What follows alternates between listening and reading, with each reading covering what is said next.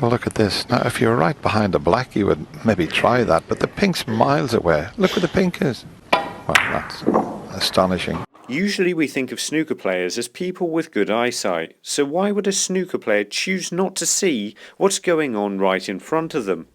Is it possible that we're all trusting our own eyesight far too much? Welcome back, and if it's your first time watching one of our videos, then it's fantastic to have you here. Sometimes what you see right in front of your very eyes can be so misleading that you're better off not seeing it. But to understand this, you first need to know why pots are missed. There's actually three general reasons why this would happen. To start off with, you don't line up the shot correctly. So say you need to get the cue ball there in order to pot the ball. Instead you make the mistake of thinking the cue ball needs to go there to pot the shot, and that's obviously not going to work. The second reason you may miss a shot is although you might line everything up straight, you don't play the cue ball straight in the direction you intend. And putting the first thing and the second thing together may mean that you line it up wrong and you play the shot off straight, but if you do them both in equal and opposite amounts, you'll end up potting the ball, which is a little bit confusing. But let's make it more confusing by introducing another way to get it wrong. The third reason that could cause you to miss that less people think of is knowing how to line the shot up, knowing where the cue ball needs to go to pot the black here, but actually then lining up for somewhere else, causing you to again miss. And the old people in my club had a solution for this. In fact, I think the older players in any club had the same solution to this. Let's say somebody like Matt from Providence, Rhode Island in the United States was struggling with their technique. They'd tell him in a bizarre Alec Guinness Jedi sounding way, your eyes are deceiving you, don't trust them. This is because they assume you have a very specific problem aligning the shot that's different to the Mark Williams one, but we'll look at that more in a minute. First, let's look at what I'm calling the crazy old fanatic eyesight problem. To be a good snooker player, you need a consistent technique. This means you can go to the table knowing roughly what your cue action's going to do when you try to strike the ball. Because if I sort of move around till I think I'm in the right place and play the shot, it's hard to tell if I miss it, why I missed it. Did I line it up wrong or did I strike the ball in the wrong direction? And there's no way you can play consistently like that. But if you just walk to the table, get down on the shot and don't move, then when I come to play the shot, at least I'll have some idea what went right and what went wrong. So when I come to play it again, I can learn from that and have a better idea of what I need to do. Where your eyesight causes you difficulties is the few seconds where you're behind the shot but haven't yet struck the cue ball, and this can affect your confidence. See, the problem is I may have lined this shot up perfectly, but when I'm down on it, I might be thinking I'm hitting it too straight. So then I think, well, maybe I need to cut it a little bit wider. But at the same time, I think, no, I shouldn't be moving on the shot. But then I think, actually, did I move or didn't I move? You don't know what happens. And then you end up missing the pot, not knowing what you did or what even went wrong. Did you line it up right in the first place? So this was the crazy old fanatic advice. Practice playing with your eyes closed. Now this doesn't mean play with your eyes closed all the time, but when you come to the table and get settled on the shot, at that stage close your eyes. So the only way you can pot the ball is to trust you're in exactly the right place and just deliver your cue action.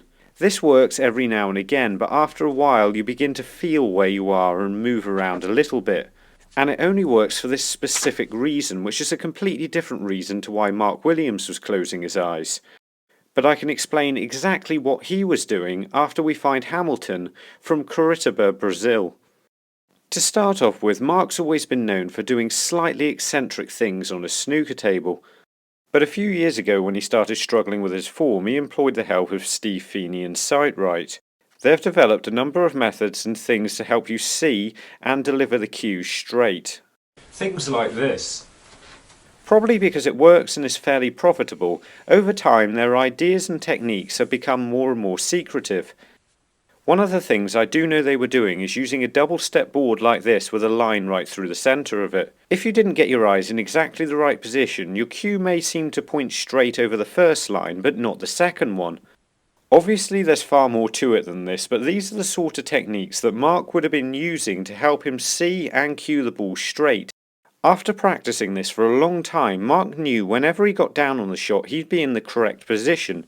After all that work, he knew the only thing that could go wrong is if his eyes themselves were playing tricks on him. So by closing his eyes, Mark was really just testing that he was still doing everything right.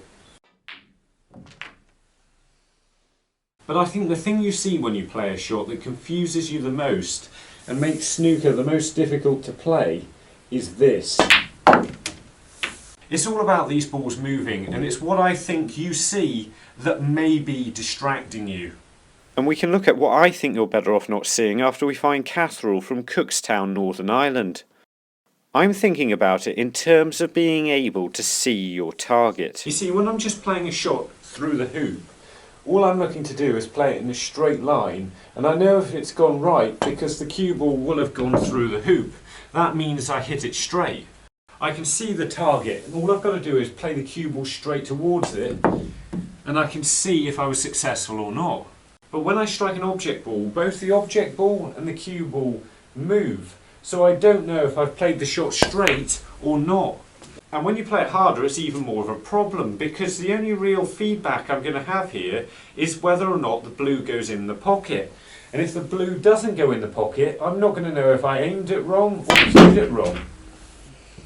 Because the target moves when you hit it, I think it makes it very easy to make quite a straightforward mistake. With a straightforward pot like this one, what you're looking to do is get the cue ball here. That effectively is your target. That's what you're aiming for. But when the cue ball goes to the right, the blue goes to the left, and when the cue ball goes to the left, the blue goes to the right, meaning you could think you missed a shot for the wrong reason. Now that's unbelievably simple to explain, but I think it's because it's so simple that it causes problems. What's beneficial to me is watching where the cue ball goes and if it goes through the target. But what really isn't helpful is watching where the object ball goes. Because as soon as I played that shot, I was looking at the object ball. I don't know where the white went.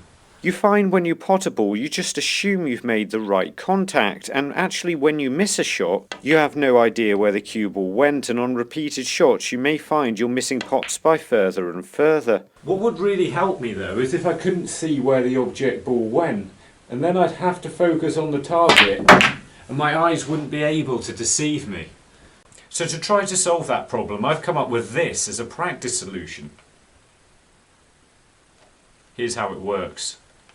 The idea with this is when I'm down on the shot I can only see the cue ball and the object ball, not the pocket. However, because it's almost impossible to set up, I can either see nothing or everything, including the pocket.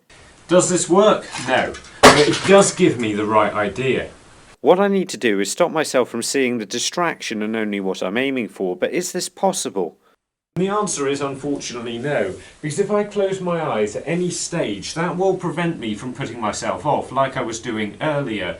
But what I won't be able to do is see where I'm aiming. I still need to see where the cue ball strikes the object ball, and there is no way of cutting out the second bit where the balls go.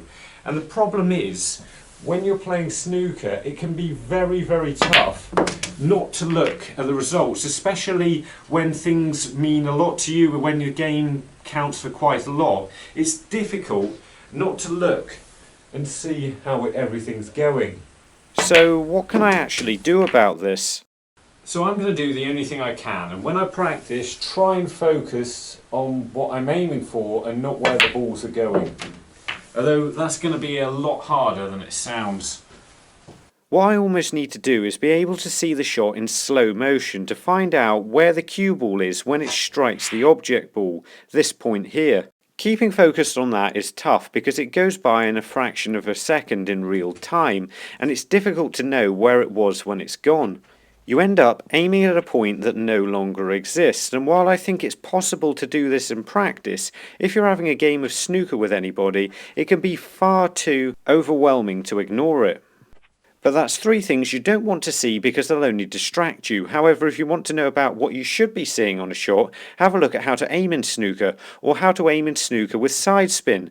And remember, don't just watch, play, and make the commitment to becoming a better player by subscribing to the channel and visit the website. See you later.